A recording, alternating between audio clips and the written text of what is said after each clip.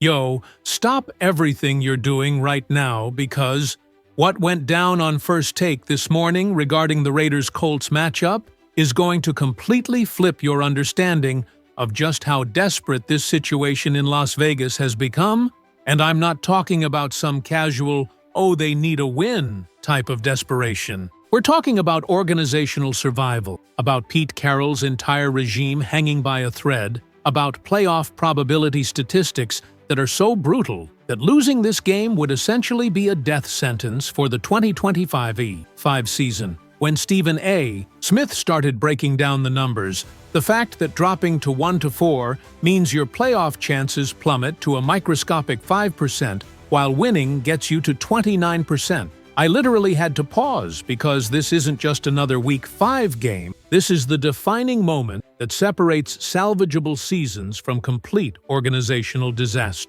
Hey Raiders fan, if you're following along with this analysis, I have a dream to hit 1,000 subscribers on this channel. It would be incredible to have you on this journey with me.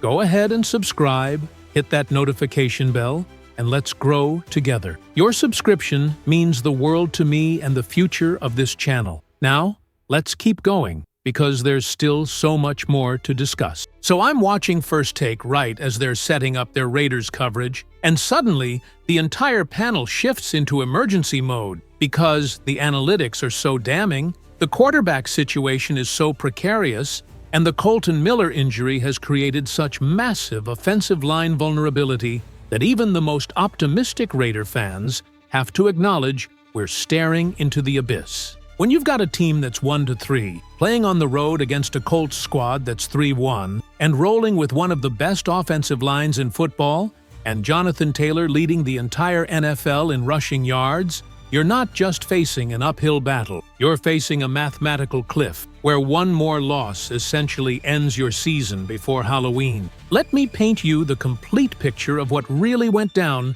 during this absolutely electric First Take segment, because the surface-level Raiders need to win narrative that you're hearing everywhere completely misses the psychological pressure, the schematic challenges, the personnel limitations, and the harsh reality that Geno Smith is currently playing worse football than Gardner Minshew and Jimmy Garoppolo did in their opening 4 games with this franchise. Stephen A. was going absolutely ballistic about the quarterback situation. And when Stephen A. dedicates an entire segment to offensive line protection and quarterback decision-making, rather than just skill position drama, you know we're in crisis territory where fundamental football execution has completely broken down. Here's the foundational crisis that Kendrick Perkins established right at the opening, and this context is absolutely crucial for understanding why Sunday's game feels less like Week 5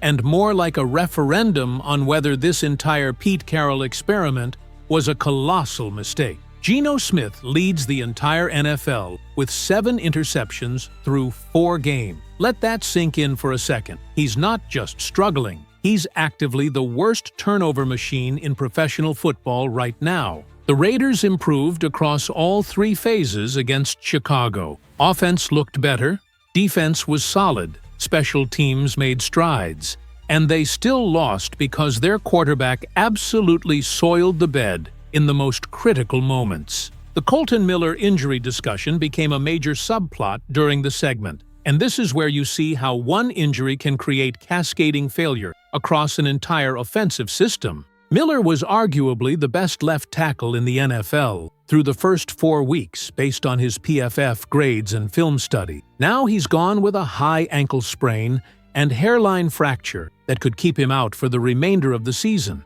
And Stone Forsythe, a career backup who's been below average at right tackle his entire career, is being asked to protect Geno's blind side. The Colts have 10 sacks on the season, which is tied for 12th most in the league, and they're going to spend all afternoon testing whether Forsythe can handle legitimate NFL pass rusher. But here's where the First Take panel really dove deep into strategic adjustments that the Raiders must make if they want any chance of winning this game. Max Kellerman was making this brilliant point about how Chip Kelly needs to completely redesign the offensive game plan to feature quick-hitting throws, simplified reads, and maximum protection schemes that help Forsyth and the inexperienced tackle. You cannot ask Geno Smith to hold the ball for 3+ seconds in the pocket when your offensive line is this compromised. The vertical passing attack that was supposed to be the foundation of Kelly's system?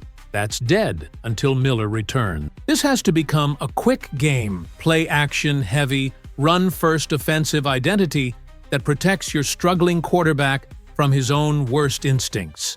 The Ashton Jeanty discussion had the entire panel energized because this is legitimately the path to victory, if one exists. Jeanty exploded last week with 155 total yards and 3 touchdowns, 2 receiving, 1 rushing. And suddenly, he looks like the legitimate NFL running back that everyone hoped he could become. Raheem Mostert showed flashes with 62 yards on just 4 carries, averaging an absolutely absurd 15 yards per attempt. The Colts have been solid against the run, allowing only 96 rushing yards per game. But if the Raiders can establish physicality early and force Indianapolis to respect the ground game, it opens up everything else schematically. Richard Jefferson made this observation about offensive line performance that I thought perfectly captured what needs to happen Sunday. He said the game against Chicago showed what this unit is capable of when they play with proper technique and gap discipline.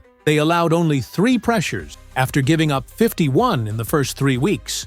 Jordan Meredith at center, Jackson Powers, Johnson at guard, Dylan Parham on the other side. These guys proved they can win at the point of attack when they're focused and executing. The question is whether they can replicate that performance against a significantly better defensive front. The wide receiver situation became contentious during the segment because everyone acknowledges that somebody besides Trey Tucker and Jacoby Myers has to step up. Brock Bowers is clearly not 100% healthy. You can see it in his movement and his inability to stretch the field vertically like he did early in the season. Michael Mayer is dealing with concussion protocol issues. That means Jacorian Sharp and Dante Thornton, the rookies, need to have legitimate coming-out performance because defenses are just doubling Myers and Tucker and daring other guys to beat them. The Colts have allowed 58 receptions to wide receivers this season, which ranks 30th in the NFL, and they've surrendered 6 receiving touchdowns to that position group, tied for 28th. The matchup is there. Someone just has to capitalize. The confidence level discussion had Stephen A. asking the panel point blank,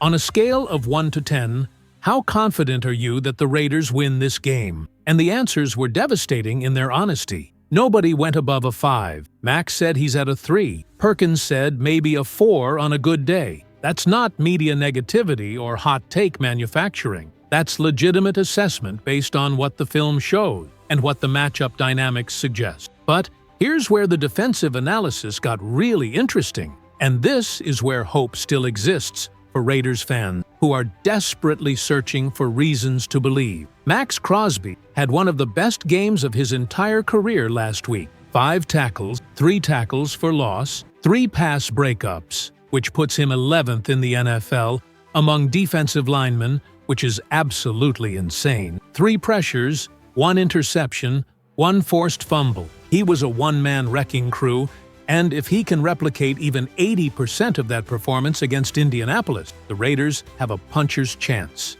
The defensive game plan discussion became fascinating because Patrick Graham has to solve the Jonathan Taylor problem while simultaneously accounting for Tyler Warren, who's emerged as one of the league's most dangerous young tight ends with 27 targets, 19 catches, and 263 receiving yards through 4 games. Jeremy Chin is going to be asked to do double duty, physical run support against Taylor, while also providing coverage against Warren in passing situations. That's an incredibly difficult assignment that requires elite football IQ and positioning. Here's what really emerged from the entire first take coverage that I think captures the essence of where the Raiders are right now. This is a must-win game in the truest sense of that overused phrase. Win, and you're 2-3 with legitimate hope of climbing back to 500 by the bye week. Lose, and you're 1-4 with a 5% playoff probability, and the entire season effectively over. Pete Carroll's regime hangs in the balance. Geno Smith's future as the starter hangs in the balance. The organizational credibility of this entire rebuild hangs in the balance. Sunday afternoon in Indianapolis